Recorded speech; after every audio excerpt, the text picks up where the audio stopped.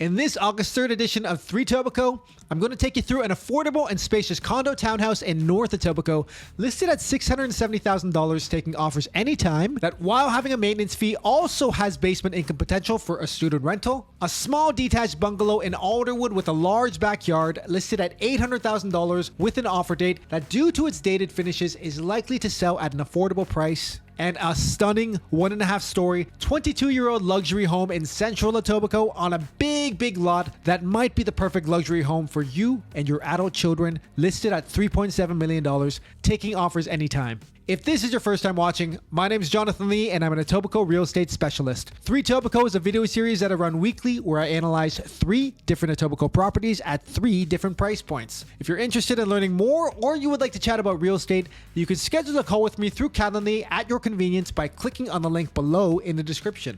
Now let's have a look at these homes. At the low level price point, we have Unit 70 at 456 Silverstone Drive, which is a 4-bedroom, 3-bathroom, 2-kitchen condo townhouse located at Albion and Martin Grove in North Etobicoke. And it's listed at $669,900 and appears to be taking offers anytime. And it's listed by Remax Realty Specialists. The property has been on the market now for about 35 days, and originally it was listed with an offer date, but the commentary on that has since been removed from the broker remarks of the listing.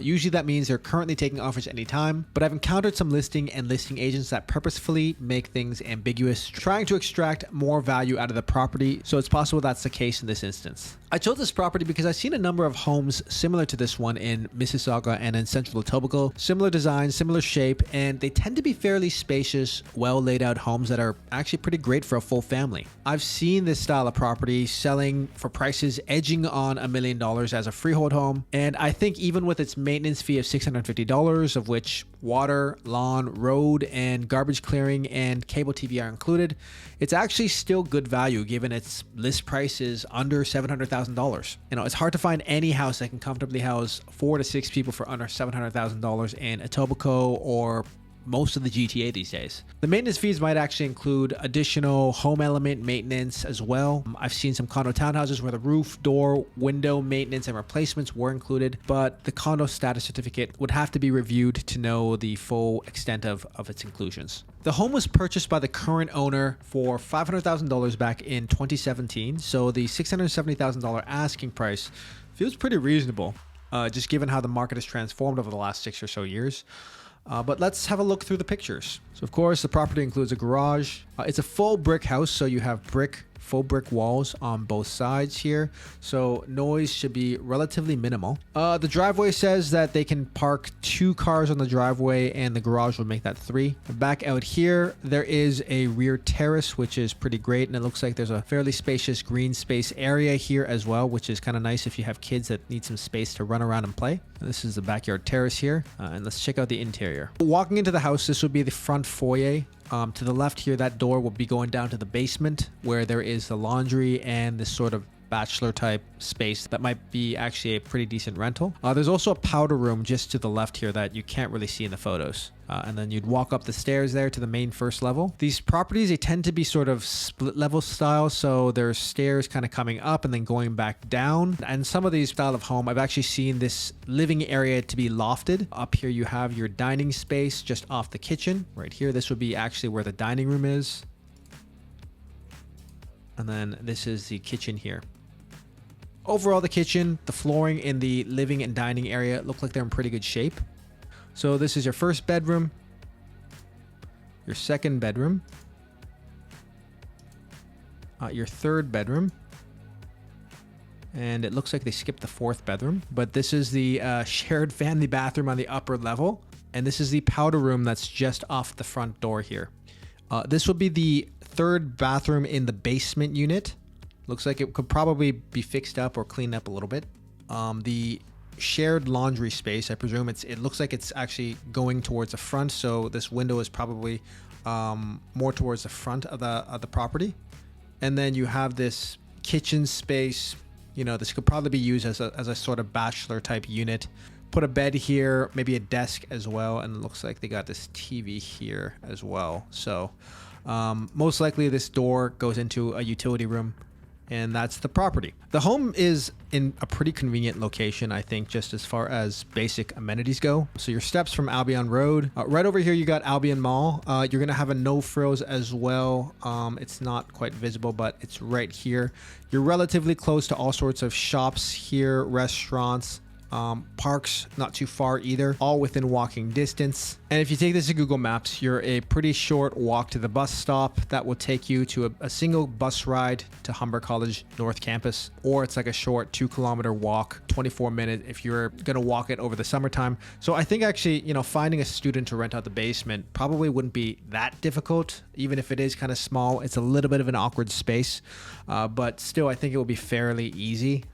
You could probably rent out the basement for like $1,000 a month or so, which would more than offset your maintenance fees and property taxes and home insurance.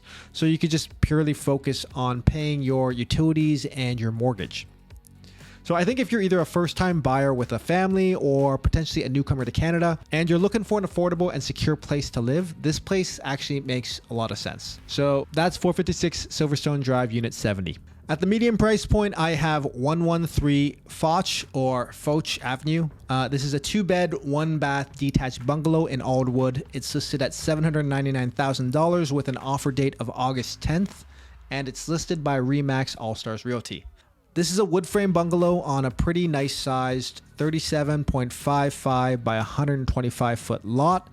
I say it's a wood frame home just because it's important to delineate it from a solid brick house for anyone maybe getting the idea that you could top it up at a second story onto this home. I mean, you certainly could, but it would likely require beefing up or rebuilding the exterior walls with more wood to support a second story, versus a solid brick home which can basically support a second story all on its own without any additional reinforcing. Not a huge deal if it's not something that a buyer isn't planning on doing within the next couple years, but I think it's important to make note of that. So adding a second story will come at a bit higher cost than with a solid brick home. 113 Foch is located south of Horner here and is about a 15-minute walk from Long Branch GO Station and also about a 2-minute walk from Alderwood Center right here. Alderwood Center has an indoor pool. It's got an outdoor skating rink right here, and it also has the Alderwood Toronto Public Library branch. And it's, as you can see, got Sir Adam Beck Park, a tennis court, and of course, Sir Adam Beck Junior School, which is a decent elementary school. So overall, location-wise, it's actually in a very convenient, pretty nice spot, especially for families or anyone that commutes downtown. You also got some pretty decent restaurants along Brown's Line. You got Il Paesano's Pizza, which is a pretty good slice. You got Thai Bar Na right here, which in my personal opinion is the best Thai food in the city. You got Feast of Dili right here, which is a pretty solid Indian place, especially if you don't want to leave Etobicoke. There's probably a lot more. I actually haven't tried a lot of these places. Gus Tacos, I think, is relatively new. I think that there's also a couple pubs or bars. Timothy's Pub right here that also has live music, I think. I heard they got really good wings. But yeah, Brown's Line definitely has some pretty decent food options. So anyways, that's it about the location. Let's have a look at the property itself. So here we are at the front. This is an aerial shot view. Driveway looks pretty good. You can see here, this is the property right here. Looks like it's got like a pretty nice sized backyard. No garage, but they do have this little shed here. So yeah, overall, the exterior looks pretty clean.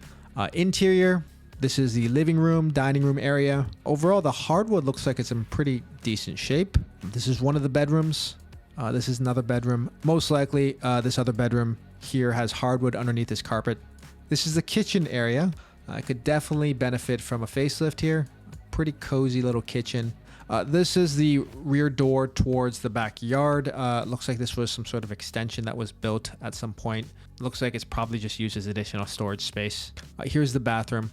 Could definitely benefit from a facelift, I think, as well.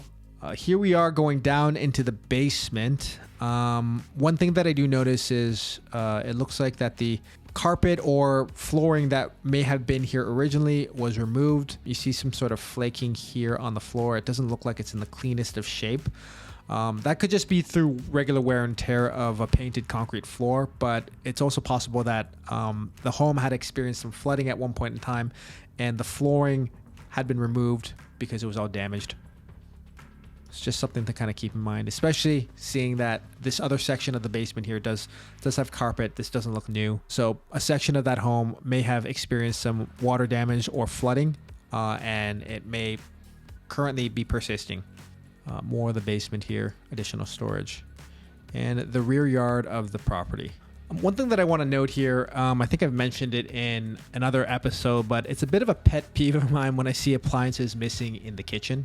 It's possible the sellers of this property, they had bought their appliances within the last couple of years, and maybe they were nice and expensive appliances, and they decided that rather than include them in the sale of the property, they'd just gift them to their relatives or their kids or something like that. But if that's ever the case, if you're ever going to remove your nice appliances, replace them, even with used appliances. If it's a first-time buyer that's purchasing this property, you're requiring them to pull money out of their home down payment to purchase new appliances, so you're actually potentially hurting your sale. It's better to have used appliances than no appliances in there, because people are going to be reducing their down payments, which could reduce the top end of how much the property ultimately goes for. Something to keep in mind. So overall, just given the finishes of the home and the attractiveness of it, I will be surprised if the property hits $900,000, and realistically, I expect it to sell somewhere in the 800s, just given its lower appeal of the home itself. But there's a lot to like about its location and potential as a first home for maybe a younger couple or a young family. So if you could live with its current dated finishes and its smaller size and can afford to buy some appliances, or maybe if you had the budget to update the kitchen and the bathroom, this might be a great starter home, or be a property that you can make and enjoy for a longer period of time. Renovate it, update it, add a second story to it, extend it, and it'd be a decent property, great location to get into at a pretty friendly price. So that's 113 Foch. At the high level price point, I have for you 103 Warwood Rd, a very spacious 1.5 story custom luxury home built in 2001 on a large 83 by 299 foot lot, which is about 5 times the average size lot in, say, the Queensway area or in Alderwood. It's located in Martin Grove and Rathburn and is listed at $3.7 million, taking offers anytime, listed by Sotheby's International. It's actually been on the market for about 3.5 months. It started its list price at about $4.5 million. So it's come down a lot, and it's been gradually dropping like 8-9% every time it's been relisted since April of 2023. I remember having a discussion with a colleague recently, and we were saying that upsizing is a new downsizing. And it was a bit of a joke because obviously they're complete opposites. But with the high entry point costs to get into a freehold house these days, and the difficulties for younger Canadians, younger Torontonians to get into a home, more and more I'm seeing mature families are either buying larger homes or converting their existing homes to both house their adult children for longer and to age in place. So we're reverting back to multi-generational living, and this home with its design is a very modern approach to that style of living. So let's have a look at what the property offers. So here we are from the front of the property. First off, from the front, you have a 3-car garage, which is great. You can use one spot for storage, the other 2 for cars, or all of them for storage, or all of them for cars. And you have a 6-car driveway. So this is all really great. I mean, as much as we like to believe that we're in a walkable, transit-friendly city, it's still a struggle to get anywhere in a reliable, quick, and convenient method. So more independent adults in the home means you need more cars. So big check here for the house. Won't be any struggle. You know, anyone needs to get in and out. Just borrow the keys, reshuffle the cars. From the exterior, it's definitely got that custom design. It's got this coved roof all along the front, which I think is a really nice feature. It's got this large windows from the front and some nice mature trees. Let me see if you can see right here. This other one here as well looks like a mature tree. Really beautiful home. Interestingly, you can't actually tell from the listing, but there is actually this 23 by 299 foot strip just south of the property. It's on this side right here. That's owned by the city of Toronto. So there's actually extra wide separation from the neighbor to the south. So this property will be very, very private. Pretty much you're only going to have one direct neighbor right here to the north. So, you know, you enter the home and you have this amazing herringbone patterned wood floor here with this large vaulted open space foyer. Herringbone is expensive to install, so you'd want a pro to do this. So very much a premium feature. Really nice office space area here with the vaulted ceiling with the large windows as well. You have this really nice large dining area with these large windows. Beautiful. Here you are off the foyer and into the living area, and then the stairs to the upper level. The living space, again, vaulted ceiling. Here you are in the pantry and in the kitchen here. You know, with modern kitchens these days, this home was built about 22 years ago. You do get some pretty dramatic styling. This one, to be honest, it doesn't really feel old to me. This does not feel like a 20-year-old kitchen, which I think is pretty good. I mean, they chose some nice finishes in here that has aged very well, which is nice actually to have like sort of a timeless style of design. Know that your home is going to age gracefully. This is the powder room, I believe, off the front foyer. So this is the primary bedroom, which is on the main level here. It's got this 6-piece bathroom also on the main level. And I believe this is the second bedroom on the main level as well. This is one of the bedrooms up top. There are 3 bedrooms and 2 bathrooms up top on the second level. One of the bathrooms, a second bedroom here, second bathroom, and then the third bedroom here. And then down below you have, into the basement level, you have this large open space rec room that gives it a lot of space to entertain and do activities in. An additional bathroom down here as well. And here you are off the back of the property. You have this deck area where you can barbecue, you can entertain. And then you have this ginormous yard that they're currently using as a tennis court. Probably not the way that I would live in it. I think this property could probably benefit from some green space, some yard space, and potentially a pool. I think that would really make this a very nice home. But otherwise, I mean, in my opinion, you don't really have much to complain about this property. So let me give you a closer look at the floor plans here, because I think that's kind of important to see. So here you are on the main level. You can see it's over 2,500 square feet. The space won't feel tight at all. A good sized bedroom is about 100 square feet. Here you are in the primary. It's got 262 square feet, double the average size. This living room is really nice. I mean, you can all congregate as a large family or entertain here just off the kitchen. And having the primary bedroom on the main level is really good for a family that wants to age in place. If you have the elderly parents that don't want to climb stairs but still be involved in all the action and all the entertaining. The bedroom is off to the side of the house, so you're not actually having to hear all the noise that's happening towards the southern part of the property. Upstairs, you got the 3 bedrooms. Again, each of these bedrooms are over 200 square feet, so really nice. You got this open space down below through the vaulted section. You can kind of call down and say hello. But this might be a great option for, say, the younger family with the 2 kids. They live upstairs, or just the 3 adult children. And then you have the 2 bathrooms up here as well. And then in the basement, you have this huge rec space, over 2,300 square feet.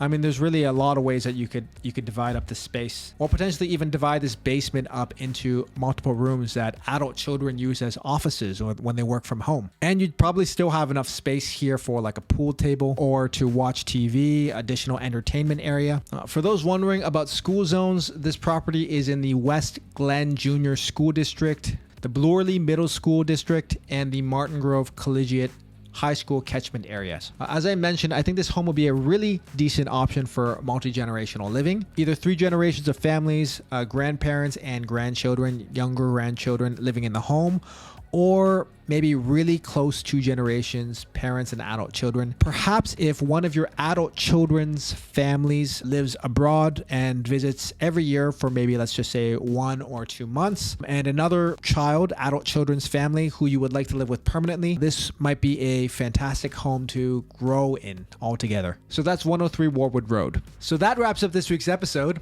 If you're interested in learning more about any of these homes, or you would like to chat about real estate, you can schedule a call with me through the Calendly link below. Thanks for watching, and I'll see you guys next week. Cheers.